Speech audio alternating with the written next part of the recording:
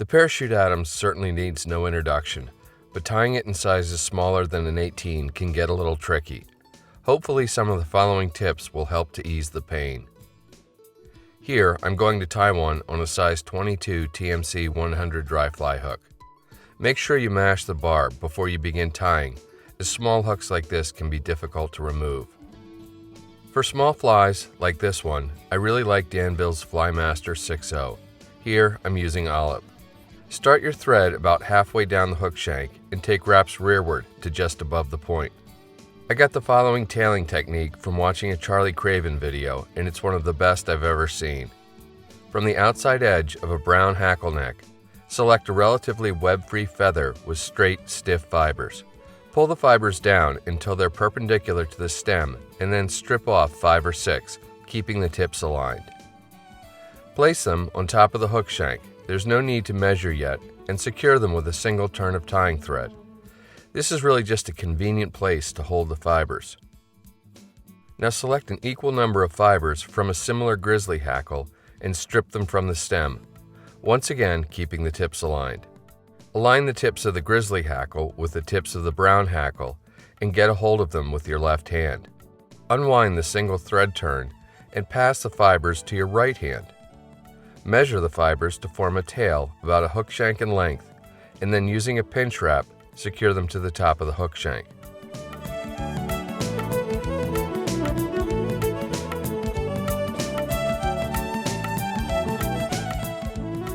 Take several wraps rearward to above the barb, and then forward to about halfway up the shank. Pull the fibers back and snip them off close. You can then advance your thread to cover the butts. For the wing post, I like white polypropylene yarn. Snip off a segment about a card's width and length. Separate the strand into 2 equal parts and then separate one of those parts in half again, so you're left with a quarter of a strand of yarn. Fold the strand around your tying thread and pull it up to vertical. At this point, adjust the post location to get it to about the 3/4 mark on the hook shank. Take a wrap in front, one behind, and then a few more in front to secure the yarn. Quality hackle is absolutely key to this pattern, and I've found none better than a whiting saddle in midge sizes. This half saddle is furnace, while this whole saddle is grizzly. Even though all the feathers look really small, you still need to accurately measure them to get just the right size. This grizzly is a true size 22. Select and measure a brown or furnace hackle as well. The closer the two hackles are in size, the better. Lay one of the feathers on top of the other. Although order doesn't matter, make sure both shiny sides are facing toward you. Pull down and strip about 1/8 of an inch of fibers from both stems. Tie the bare stems in just behind the eye and take wraps rearward to the base of the polypropylene.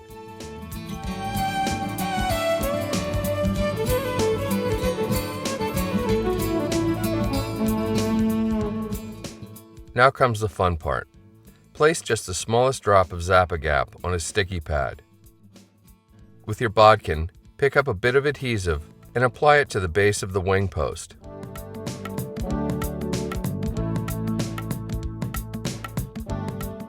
Lift both hackles along with the yarn to the vertical position and give them a twist, which will cause the Zap-A-Gap to set. If you're unsure that the set is complete, just give them another little twist.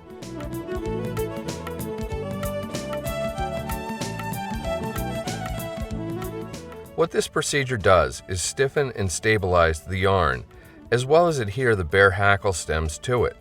This makes the whole process of posting the wing with your tying thread much easier. And with your tying thread on the far side of the hook, just behind the wing. For small dry flies like this, I really like Superfine dubbing. Here, I'm using Adams Gray. Pull only the smallest amount from the packet. It's very easy to overdub flies this small. Make a short, very thin dubbing noodle on your tying thread. and then starting at the base of the tail, dub a tapered body both fore and aft of the wing.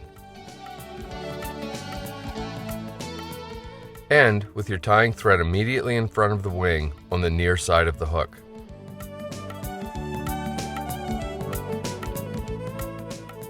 Pull the hackle fibers down to perpendicular. The dull sides of the feathers should now be facing up. Begin making clockwise wraps around the post. 2 to 3 turns ought to do it.